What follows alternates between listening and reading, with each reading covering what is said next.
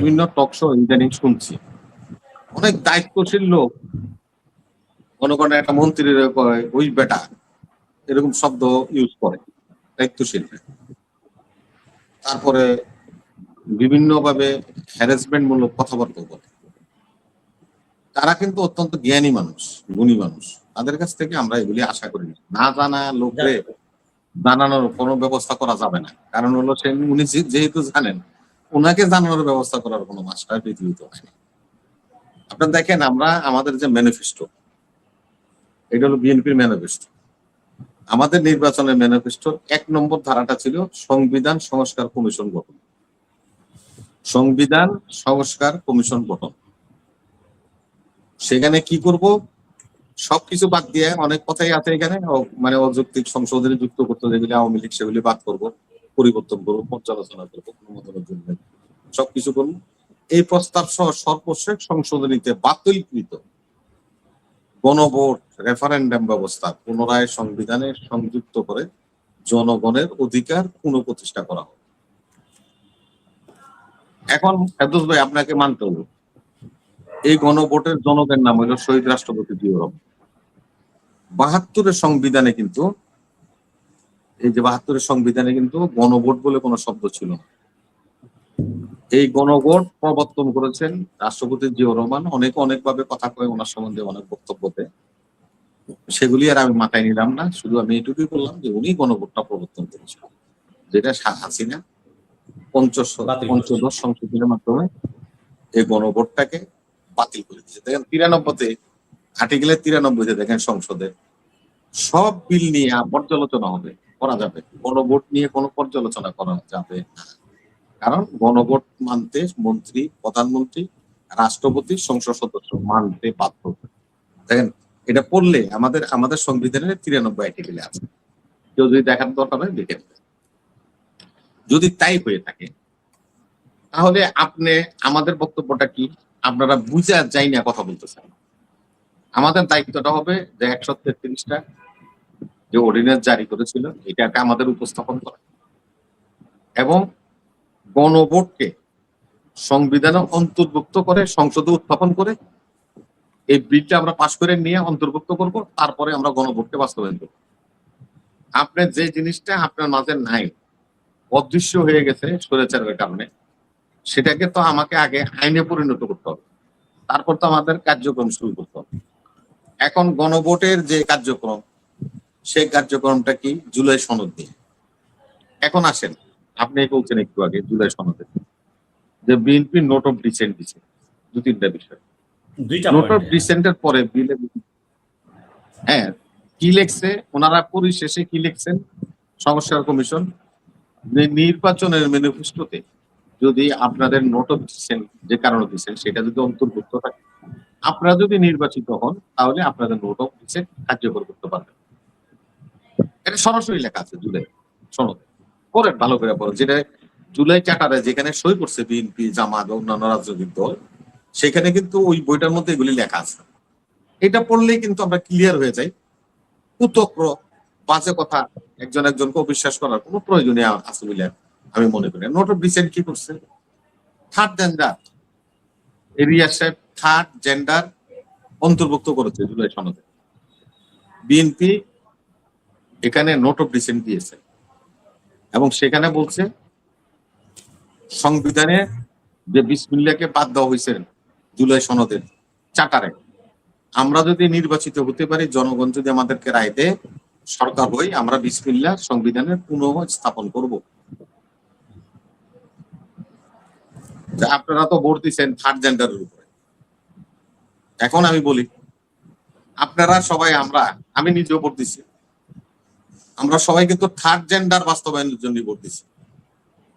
এখন যারা ইসলামের জন্য গলাগলি করেন, কাদাকাদি করেন, ব্যস্ত বেছেন, আমি তাদেরকে প্রশ্ন করি, তাহলে হুজুররা আপনারা কিন্তু সেদিন কিন্তু এই ব্যাপারে তো কোনো নোট অফ ডিসেন্ট দেন নাই এবং বলেন নাই, আপনারা থার্ড জেন্ডারকে মেনে নিয়েছেন। এখন আমেনা হবে সোলোমান, সোলোমান হবে জুলেখা, এটার মধ্যে তো আপনারা আছেন। কিন্তু বিএনপি একমাত্র দল যারা এটা প্রটেস্ট করেছে, নোট অফ ডিসেন্ট দিয়েছে এবং নির্বাচিত হতে পারলে তারা সংবিধানে বিসমিল্লাহির রহমানির রহিম আবার পুনঃস্থাপন করবে প্রতিজ্ঞাবদ্ধ হয়েছে। ভাই ফেরদৌস ভাই 116 আসন নিয়ে বাংলাদেশের ইতিহাসে যে বেগম খালেদা জিয়া সংসদের বিরোধী দলের নেতা ছিল, 116 আসন, এখন তো 78 আসন। 116 আসন, যেটা নাকি আর 220টা আসন থাকলে উনি সরকার হয়ে যেত। ওনারা বলছে যে আপনাদের কারণে 78 আসন, ওনারা তো অনেক ভোটে মানে অনেক আসনে জিতেছে।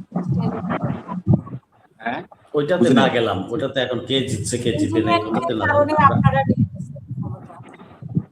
না, ওগুলাতে এখন না যাই, এটা সবাই জানে, ওটা পুরানো আলাপ, ওগুলা না আনলে আলাপ সময় বেড়ে যাবে। আমি ওখানে যাচ্ছি না, আমি 78 বলছে তো, সেখানেও তো আমরা এটাতেই থাকি, আমরা এটাতেই থাকি যে সংবিধান সংশোধন। এখন জুলাই সনদ নিয়ে যে বাস্তবায়ন করতে চান, জুলাই সনদ আপনারা যারা বাস্তবায়ন করতে চান, আমার বন্ধুরা যারা জুলাই যোদ্ধা, তাদের কাছেও আজকে আমার এই টেবিল টকের মাধ্যমে প্রশ্ন, তাহলে কি আপনারা থার্ড জেন্ডার, যেহেতু হ্যাঁ ভোট দিছি, তাহলে আমি থার্ড জেন্ডারের পক্ষে ভোট দিছি, এবং যারা বেস্টের টিকিট বিক্রি করছেন সারা বাংলাদেশে, তাদের উদ্দেশ্য বলছি, আপনারাও কিন্তু হ্যাঁ ভোট দিয়েছেন, সেহেতু আপনি থার্ড জেন্ডার বাস্তবায়ন করতে বাধ্য।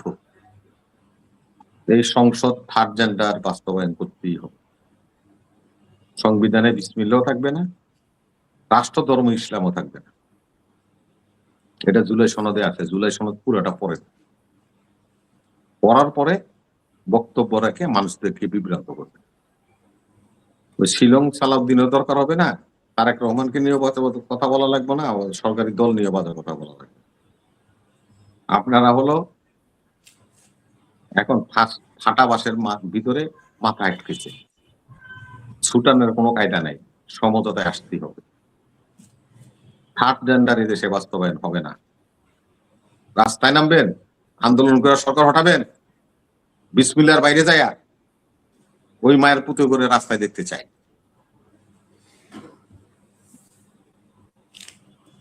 এজন্য আমি বলছি যে আপনারা যারা শো করেন, আমরা যারা শো করি, আমি সহ যারা শো করি, লাগামহীন ভাবে কথা বলে সত্যকে আমরা স্বীকার না করে